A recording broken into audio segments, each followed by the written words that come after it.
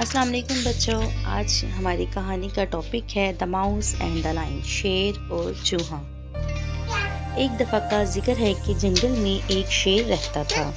एक दिन वो एक सायादार दरख्त के नीचे सो रहा था।